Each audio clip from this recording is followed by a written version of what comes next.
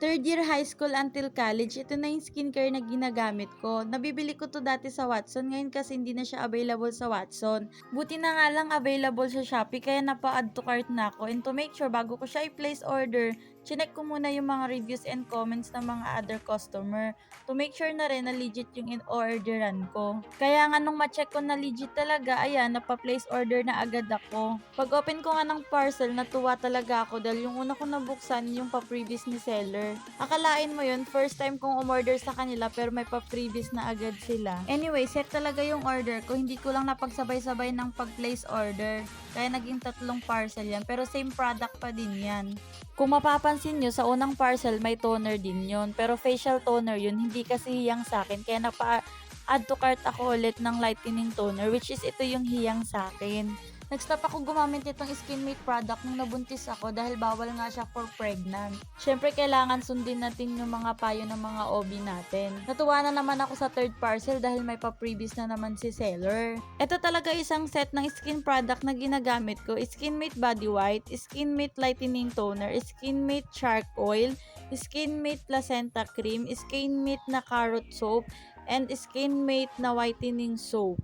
So, unahin natin itong body white lotion. Itong Skinmate Body White, whitening lotion na siya with glutathione, kojic, and natural plant extracts with SPF 20 syempre. Ang kinagandahan pa sa lotion na to with sunblock and shark liver oil pa siya. Next, ito yung Skinmate Lightening Toner with squalene and fruit extract na siya.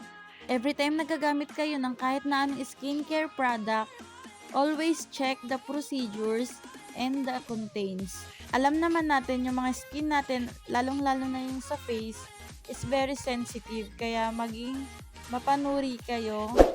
Dapat basahin nyo talaga yung mga dapat nyong malaman dyan about sa kahit na anong product. Proceed na nga tayo dito sa Skinmate Charcoal. 15 ml tong na-order ko, pero may mas malaki pa. I think 25 ml yung mas malaki nito. Nakukonsume ko na rin tong Skinmate Charcoal within 2 months na din. Kasi every another night mo lang siyang gagamitin para iwas irritation din sa mukha. May tamang procedure and direction din dito sa paggamit ng shark oil.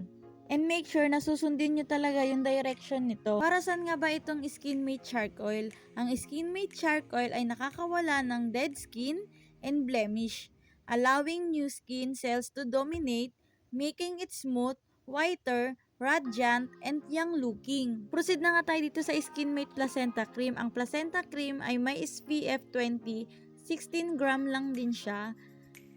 Ang Skinmate Placenta Cream ay skin whitening and anti-aging with sunblock. Tignan nyo yung laman, sobrang ganda, sobrang sticky ng laman yan. Makukonsume mo na rin siya within 1 month. Ito naman yung Skinmate Whitening Bath Soap, 125 grams na siya. Ginagamit ko lang to every morning kapag naliligo ako or kapag naghihilamos ako sa umaga. Nakukonsume ko na rin siya within 1 month. At ito naman Skinmate Carrot Soap, ginagamit ko lang din siya for evening kapag nag-half bath ako or kapag naghilamos lang din ako sa gabi. Nakukonsume ko na rin siya within 1 month. At ngayon, ipapakita ko sa inyo kung paano ko siya gagamitin. As you can see, bagong ligo pa ako dyan. At tignan nyo naman yung mukha ko kung gaano karami ng tagyawat niyan.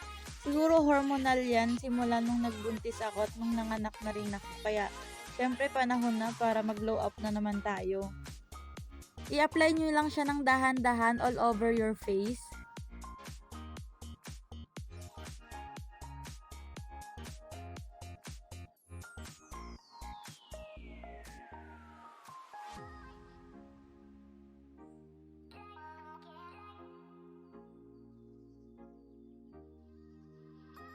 After nga nung toner, patuyuin nyo lang ng bahagya yung mukha nyo before nyo i-apply itong placenta cream.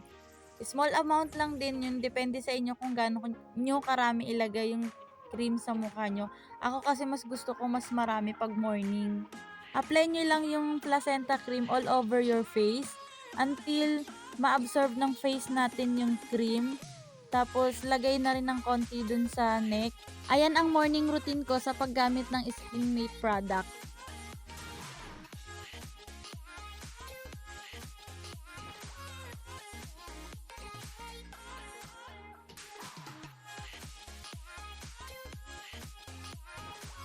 At At eto naman yung evening routine ko sa paggamit nitong SkinMate product.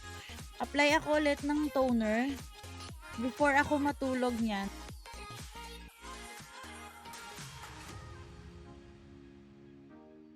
Kung mapapansin nyo, hindi ako gumamit ng placenta cream after using the toner.